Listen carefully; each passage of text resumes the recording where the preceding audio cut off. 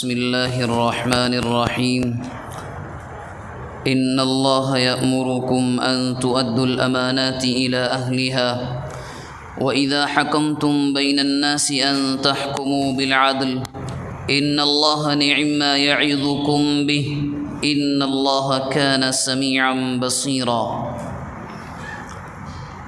یہ قرآن مجید کا 5واں پارہ ہے اور سورہ نساء کی ایک آیت ہے۔ اللہ تعالیٰ ارشاد فرماتے ہیں کہ بے شک اللہ تم کو حکم دیتا ہے اس بات کا کہ تم امانتوں کو ان کے اہل کے حوالے کر دو جن کی امانتیں ہیں۔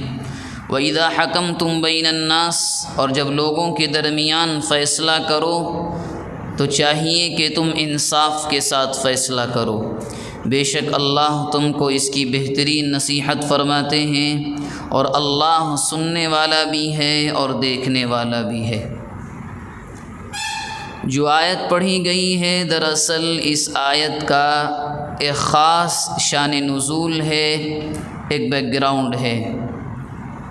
وہ یہ ہے کہ جب مکہ فتح ہوا تو مکہ کے اندر جو کعبۃ اللہ ہے، اللہ کا گھر ہے، اس میں ایک دروازہ ہے اور وہ مقفل رہتا ہے۔ تو بڑے لمبے زمانے سے کعبۃ اللہ کی چابی، اس کی کنجی ایک خاندان کے پاس چلی آ رہی تھی جو اس کے ذمہ دار بھی تھے۔ اور اس وقت یعنی اللہ کے نبی جب مکے میں تھے، ہجرت نہیں کی تھی، اور بعد میں مدینہ آئے جب ہجرت کر لی تھی، تب بھی اس زمانے میں جو چابی اور کنجی تھی وہ ان کے پاس تھی جن کا نام عثمان بن طلحہ ہے، بعد میں ایمان لے کر آئے۔ جب اللہ کے نبی نے مکہ فتح کر لیا تو آپ نے نام لے کر بلایا کہ عثمان بن طلحہ کو بلاؤ۔ مقصد یہ تھا کہ کعبۃ اللہ کے اندر جو مورتیاں ہیں، جو پتھر کے خدا بنا رکھے تھے مکہ والوں نے، ان کو باہر کرنا ہے۔ جو گندگی ہے اللہ کے گھر میں اس کو صاف کرنا ہے۔ ان کو بلایا گیا۔ اللہ کے نبی نے پوچھا چابی کہاں ہے؟ وہ چابی دینے لگے۔ ابھی ان کے ہاتھ میں چابی ہے کہ حضرت عباس رضی اللہ عنہ جو اللہ کے نبی کے چچا ہیں، ابھی اللہ کے نبی نے وہ چابی نہیں پکڑی۔ انہوں نے یوں کہا کہ اللہ کے نبی، قریش کا سب سے معزز خاندان ہمارا ہے، ہم حاجیوں کی خدمت کرتے ہیں، آپ سے درخواست ہے جو کعبۃ اللہ کی یہ کنجی ہے، چابی ہے، یہ بھی آپ ہمیں دے دیں، دو عزتیں ہمارے پاس آ جائیں گی۔ جیسے ہی انہوں نے یہ کہا، حضرت عثمان بن طلحہ نے وہ چابی کھینچ لی، اللہ کے نبی کو نہیں دی۔ اللہ کے نبی نے دوبارہ مانگی، دوبارہ دینے لگے۔ حضرت علی بول اٹھے، نہیں، حضرت عباس نے پھر دوبارہ وہی بات کہی، انہوں نے دوبارہ ہاتھ کھینچ لیا۔ تیسری بار مانگی کہ لاؤ چابی دے دو، اور تیسری بار دینے کے لیے چلے، پھر حضرت عباس نے کہا اللہ کے نبی ہمیں دے دیں، ان سے لے کر ہمارے پاس دو عزتیں ہو جائیں گی۔ خیر، انہوں نے اللہ کے نبی کو ان الفاظ کے ساتھ دی کہ اللہ کے نبی محمد، اللہ کی امانت آپ کے حوالے ہے، یہ کہہ کر چابی دے دی۔ اب اللہ کے نبی نے طواف شروع کیا، 2 چکر ہو گئے، 7 چکر ہوتے ہیں طواف کے، 2 ہو گئے۔ بیچ میں حضرت علی ملے، ان کی بھی خواہش یہ کہ یہ عزت، یہ شرف میرے خاندان کے ہاتھ میں آ جائے۔ انہوں نے بھی اللہ کے نبی سے، اللہ کے نبی ہمیں دے دیں۔ اللہ کے نبی نے نہیں دی کسی کو۔ طواف فرما رہے ہیں کہ جبرائیل علیہ السلام یہ آیت لے کر نازل ہو اور ارشاد فرمایا، محمد، امانت اس کو دو جس کی وہ ہے۔ اللہ کے نبی صلی اللہ علیہ وسلم نے حضرت عثمان بن طلحہ کو بلایا اور کہا، لو اب ہمیشہ کے لیے یہ کنجی، یہ چابی تمہارے پاس رہے۔ اور تاریخ گواہ ہے آج بھی وہ چابی اسی خاندان کے پاس ہے، حکومت کے پاس نہیں ہے۔ باقاعدہ حکومت بلواتی ہے جب کعبۃ اللہ کی صفائی کا مسئلہ ہو یا غلاف کعبہ کی تبدیلی کا مسئلہ ہو، ان کو بلواتے ہیں، وہ کھولتے ہیں، تب حکومت کے کارندے کام کرنے والے اندر جاتے ہیں۔ لیکن جو چیز سنانی ہے، اب جب حضرت عثمان بن طلحہ کو اللہ کے نبی نے چابی واپس دی کہ لو رکھو، ہمیشہ تمہارے خاندان کے پاس رہے گی، ان کو ایک بات یاد آ گئی۔ وہ کہتے ہیں وہ زمانہ یاد آیا جب اللہ کے نبی اور آپ کے ماننے والے بہت تھوڑے سے تھے، بہت تھوڑے، 40-50 رہے ہوں گے، تو پیر اور جمعرات کو کعبۃ اللہ کھولا جاتا تھا، چونکہ اس کے اندر مورتیاں مکہ والوں نے رکھ لی تھیں، ان کو پوجنے کے لیے وہ اندر جاتے تھے۔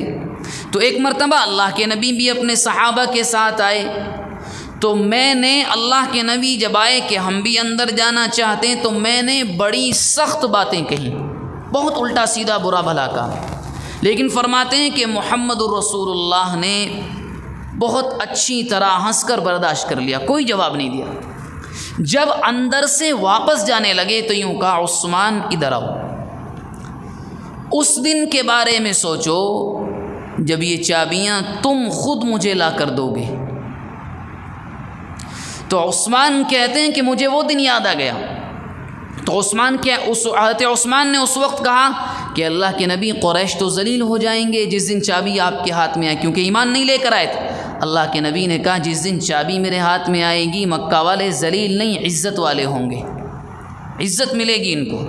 خیر، جب یہ چابی، اب وہ زمانہ چھوڑ دیں، اب جب اللہ کے نبی ان کو دے رہے ہیں تو اللہ کے نبی نے ایسے ہی کہا عثمان کچھ یاد آیا میں نے کیا کہا تھا اب سے اتنے سال پہلے جب چابی میرے ہاتھ میں ہوگی؟ تو کہنے لگے اللہ کے نبی آپ نے سچ کہا تھا، کوئی شک نہیں اس میں۔ اور یوں کہا کہ اب میں آپ پر ایمان لے آیا، معلوم ہوا کہ اللہ آپ کو خبر دیتا ہے جو ہونے والا ہے، آپ نے وہ بتلایا اور بعینہ ویسا ہی ہوا۔ یہ تو ہوتا واقعہ، لیکن اس آیت کے ذریعے سے یا اس آیت میں جو پیغام میرے اور آپ کے لیے ہے وہ یہ ہے کہ امانت جس کی ہو اس کو ادا کرو۔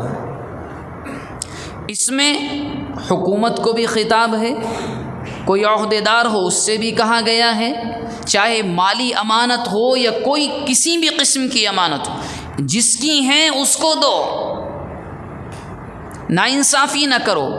بلکہ مفسرین نے یہاں تک لکھا ہے ایک تنظیم کے ذمہ دار آپ بن گئے، جو آج کل بہت ہوتا ہے، ایک تنظیم کے ذمہ دار آپ بن گئے، اب اس میں ایک پوسٹ خالی ہوئی، آپ نے کیا سوچا یہ میرا دوست ہے، وہ اس لائق نہیں تھا اس پوسٹ کے، آپ نے نہ کوئی مشورہ کیا نہ اس کی لیاقت صلاحیت کو دیکھا، بس دوستی کے ناطے وہ پوسٹ اس کو دے دی، وہ عہدہ اس کو دے دیا۔ یہ امانت میں خیانت ہے۔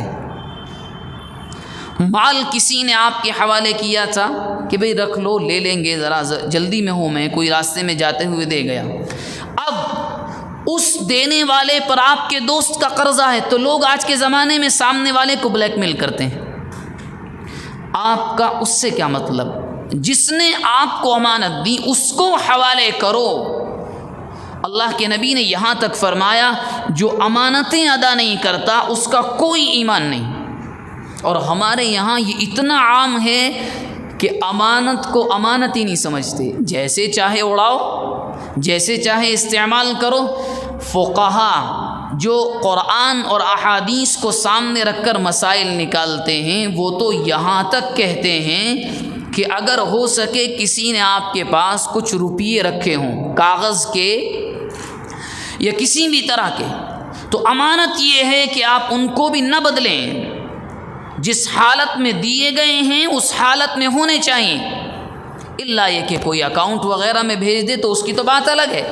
امانت یہ ہے جو چیز جس حالت میں دی گئی آپ اس حالت میں اس کو واپس کریں، جس حالت میں دی گئی ہے۔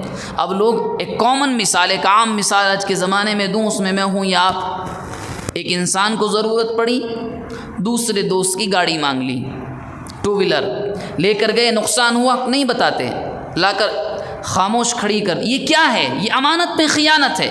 سامنے والے نے آپ پر احسان کیا، اگر کچھ اس میں کمی بھی نہیں کی، کوئی اس کا پارٹ نہیں بھی ٹوٹا، تو کم از کم اتنا تو کرتے ہیں کہ تیل خالی کیا لا کر کھڑی کر دی۔ یہ کیا ہے؟ یہ امانت میں خیانت۔ اس کا سوال ہوگا، سوال تب نہیں ہوگا جب آپ سامنے والے سے کہیں کہ میں نے اتنا استعمال کیا ہے، اتنا تیل خالی ہوا ہے، اس کا معاوضہ کیا بنتا ہے؟ اب وہ اس کی مرضی ہے، معاف کر یہ لے لے، وہ اس کی مرضی ہے، لیکن بغیر اجازت کے بول کر لے کے جائیں کہ نہیں 2 کلومیٹر تک جانا ہے اور صبح سے شام تک استعمال کریں، تو یہ کیا ہے؟ یہ امانت داری نہیں، یہ خیانت ہے۔